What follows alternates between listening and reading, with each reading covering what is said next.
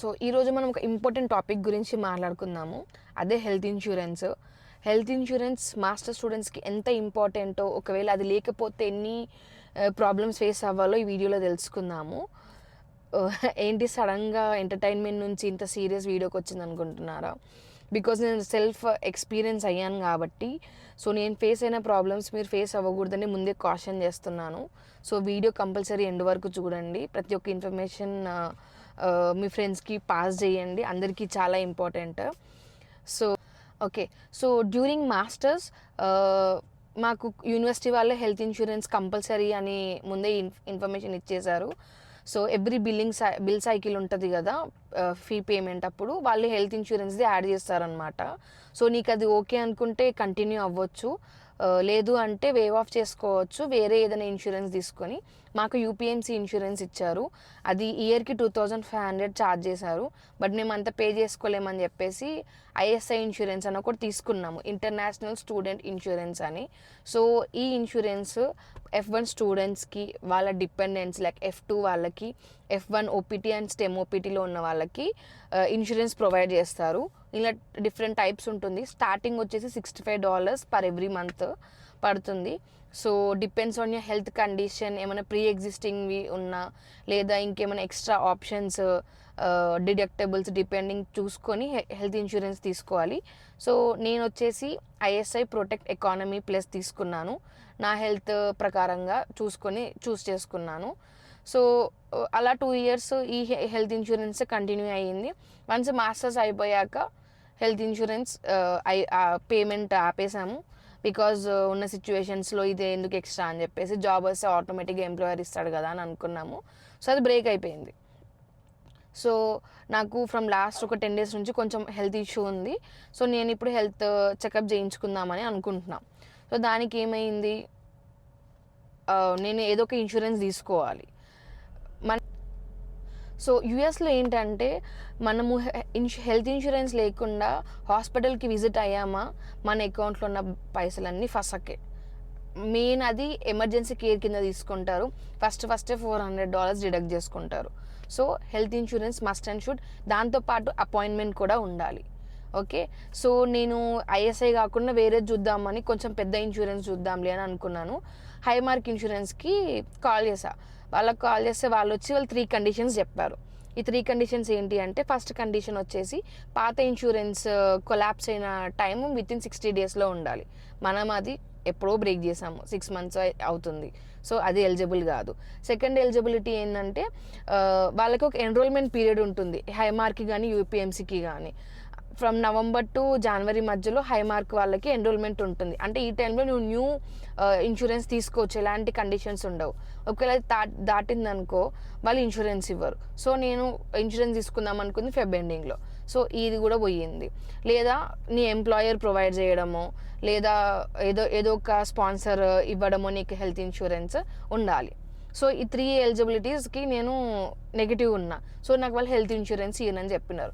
Even same thing happen with యూపీఎన్సీ also. So ఇదంతా కాదు, మనకి ఇన్సూరెన్స్లు రావని చెప్పేసి సపరేట్గా ఇంకా ఐఎస్ఐ ఇన్సూరెన్స్ తీసుకున్నా. ఐఎస్ఐ ఇన్సూరెన్స్లో ఎకానమీ ప్లస్ ఇన్సూరెన్స్ తీసుకున్నా. Depending on your age and depending on your medical condition మనకి ఇన్సూరెన్స్ తీసుకోవాల్సి ఉంటుంది. కొన్ని ఇన్సూరెన్స్లో కొన్ని కవర్ అవ్వవు, లిమిటేషన్స్ ఉంటాయి. కొన్ని ప్లాన్స్లో కొన్ని లిమిటేషన్స్ ఉండవు. సో మీకు అవి అర్థం కాకపోతే కాల్ సెంటర్కి కాల్ చేసి డీటెయిల్స్ మొత్తం తీసుకున్నాకే ఇన్సూరెన్స్ తీసుకోండి. ఇంకా తర్వాత నేను హెల్త్ ఇన్సూరెన్స్ తీసుకున్నాను. అండ్ సెకండ్ థింగ్, అపాయింట్మెంట్ చాలా ఇంపార్టెంట్. సో నేను అపాయింట్మెంట్ కోసము ఏహెచ్ఎన్కి రీచ్ అయ్యాను. అది అలిగేని మాకు పిట్స్బర్గ్లో ఉన్న one of the best hospital అని తెలిసింది నాకు. సో ఇంకా వాళ్ళకి రీచ్ అయ్యి కాల్ చేసి అపాయింట్మెంట్ తీసుకున్నాను. అపాయింట్మెంట్స్ కూడా ఎట్లా అంటే, స్పెషలిస్ట్ కావాలి అనుకుంటే చాలా టైం పడుతుంది. మనకి ఈరోజు కాల్ చేస్తే రేపు అపాయింట్మెంట్ దొరకడం అట్లాంటివి ఉండదు. అట్లీస్ట్ 1 week or 10 days పడుతుంది గ్యాప్. సో మీకు ఎప్పుడు ఏదైనా ఎమర్జెన్సీ ఏమైనా కావాలనుకుంటే ఇమీడియట్గా కాల్ చేయండి. లేదు అనుకుంటే మీకు మై చార్ట్ అని ఒక యాప్ ఉంటుంది. సో అది అన్ని స్టేట్స్కి యూజ్ అవుతుంది. అన్ని స్టేట్స్లో ఉన్న హాస్పిటల్స్, పీపీఓలో ఉన్న మెడికల్ కేర్స్ అన్నీ లిస్ట్లో ఉంటాయి అందులో. సో మీకు నియరెస్ట్లో ఏది ఉంది అండ్ మీ ఇన్సూరెన్స్ ఏదైతే పీపీఓ కవర్ చేస్తుందో అది సెలెక్ట్ చేసుకోండి అండ్ అపాయింట్మెంట్ తీసుకోండి. సో నాకు ఇన్సూరెన్స్ ఉంది కాబట్టి నాకు కన్సల్టేషన్ ఫీజు ఏమీ లేదు. మన ల్యాబ్ టెస్ట్ చేశారు. సో ఆ ల్యాబ్ టెస్ట్కి కూడా ఏం ఫీజు తీసుకోలేదు. అండ్ మెడికేషన్లో చెప్పలేము, depending on the drug, depending on the company మనకి డిస్కౌంట్ వస్తుంది. సో మీకు నియరెస్ట్ ఫార్మసీ ఏది ఉందో వాళ్ళకి అది చెప్తే వాళ్ళకి మీ ప్రిస్క్రిప్షన్ పంపిస్తారు. సో ఆ ప్రిస్క్రిప్షన్ ప్రకారంగా మీరు వాళ్ళకు డేట్ ఇస్తారు, ఈ డేట్కి రండి అని చెప్తారు. లైక్ ప్రిస్క్రిప్షన్ పంపించిన 1 or 2 డేస్లో వెళ్ళి మెడిసిన్ తీసుకొని రావడమే. ఏమైనా ఎక్స్ట్రా ఉంటే పే చేసుకొని రావాలి. సో ఇది ఇన్సూరెన్స్ ఉంది కాబట్టి నాకు ఎలాంటి ఛార్జెస్ పడలేదు. అదే ఇన్సూరెన్స్ లేదనుకోండి, నేను అడిగి యాక్చువల్గా ఇన్సూరెన్స్ ఒకవేళ లేకపోతే ఇప్పుడు నాకు చేసిన టెస్ట్లకి, కన్సల్టేషన్కి ప్లస్ ఈ మెడికేషన్కి ఎంత కాస్ట్ పడవచ్చు అప్రాక్సిమేట్గా అని అడిగిన ఆమె నాకు ఏం చెప్పింది తెలుసా, అట్లీస్ట్ మీకు $3,000 ఛార్జ్ పడేది ఒకవేళ ఇన్సూరెన్స్ లేకపోతే అని. జస్ట్ ఒక 1 విజిట్. అండ్ నేను నాకు తెలిసి డాక్టర్తో మాట్లాడింది నేను ఒక 1/2 hour అనుకుంటా.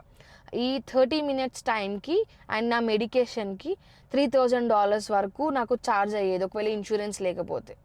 సో అర్థం చేసుకోండి, జస్ట్ నాకు ఒక హెల్త్ ఇష్యూ అయితేనే నాకు ఇంత ఛార్జ్ పడితే, if in case for suppose మన కర్మగాలి, మన రాత బాలేక యాక్సిడెంట్ అయిందనుకోండి, ఏంది సిచ్యువేషన్? నేను ఒక రియల్ ఎగ్జాంపుల్ చెప్తా.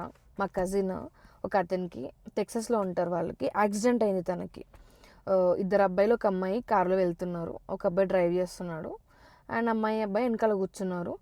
యాక్సిడెంట్ అయింది అక్కడ వాళ్ళకి. మా కజిన్కి సివియర్ ఇంజురీస్ జరిగాయి. తనకి హెల్త్ ఇన్సూరెన్స్ లేదు. సో దానివల్ల ఎంత ప్రాబ్లం అయిందంటే, ఆ ఇంజురీస్కి తనకి అయిన ఎక్స్పెన్సెస్ $85,000. $85,000 అసలు మనం బేర్ చేయగలమా ఇప్పుడున్న సిచ్యువేషన్లో? సో అందుకే చెప్తున్నా, హెల్త్ ఇన్సూరెన్స్ తీసుకోండి. ఎంత ఉంది మహా అంటే ఒక $100. మనము ఆ $100 ఒక వారంలో బిర్యానీకో, షాపింగ్కో, దీనికో దానికి ఖర్చు పెడతానే ఉంటాము. సో ఒక $100 హెల్త్ ఇన్సూరెన్స్ తీసుకున్నాం అనుకోండి, బై సడన్గా ఏదైనా అయిందనుకోండి, ఓకే ఇన్సూరెన్స్ ఉంది కదా అని ఒక టెన్షన్ ఉండకుండా ఉంటుంది మనకి, ఇది కవర్ అయ్యిద్ది కదా, ఎక్స్ట్రా ఛార్జ్ ఉండదు కదా అనేసి.